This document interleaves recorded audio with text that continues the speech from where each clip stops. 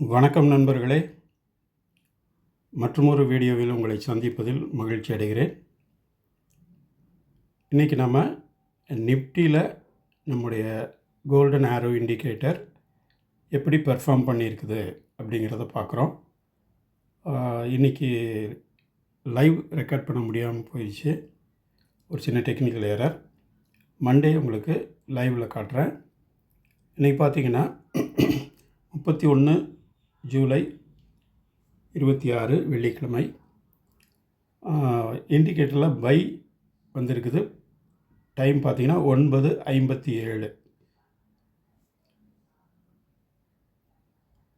இண்டிகேட்டரில் by வந்த உடனே நமக்கு target levels and stop loss எல்லாமே ஹரிசாண்டல் லைனாக சார்ட்டில் மார்க் ஆகிரும். டார்கெட்ஸ் பார்த்திங்கன்னா எல்லோ லைனில் இருக்கும், டாட்டட் லைனில். ஸ்டாப் லாஸ் பார்த்திங்கன்னா ரெட் கலர் டாட்டட் லைனாக இருக்கும்.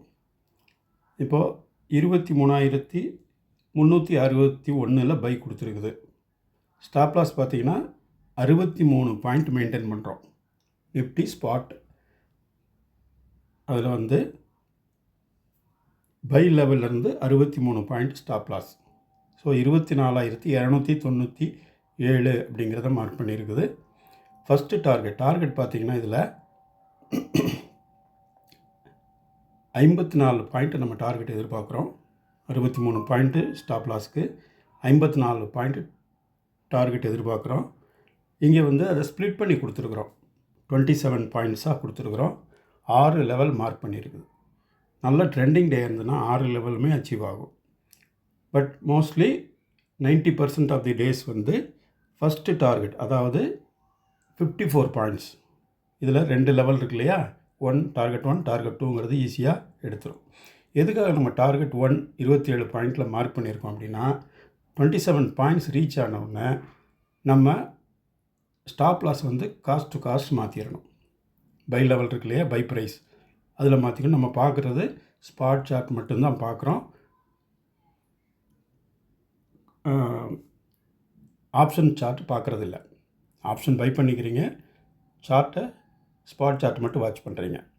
இப்போ பார்த்தீங்கன்னா 9:57க்கு பை சிக்னல் வந்திருக்குது. மார்க்கெட்டு கிட்டத்தட்ட ஒரு 2.5 ஹவர்ஸ் சைட்வேஸ்லேயே இருந்தது. ஆஃப்டர் ஒரு 12:15க்கு அப்புறம் ட்ரெண்டிங் ஆக ஆரம்பிச்சது. நமக்கு பார்த்தீங்கன்னா டார்கெட்டான 54 பாயிண்ட்ஸ் ரீச் ஆன டைம் பார்த்தீங்கன்னா 12:50. கிட்டத்தட்ட 3 மணி நேரம்.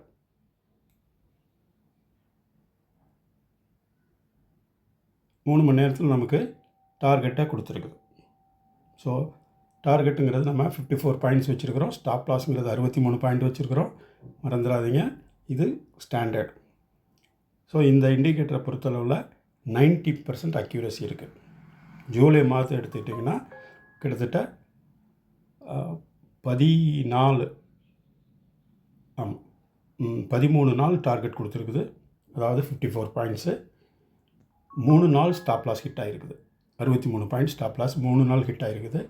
4 நாள் காஸ்ட் டு காஸ்ட், அதாவது 27 பாயிண்ட்ஸ் வந்தோன்னே நம்ம காஸ்ட் டு காஸ்ட் மாற்றிடுறோம் இல்லையா பை ப்ரைஸுக்கு, அதுக்கப்புறம் அது ஹிட் ஆகிடுது.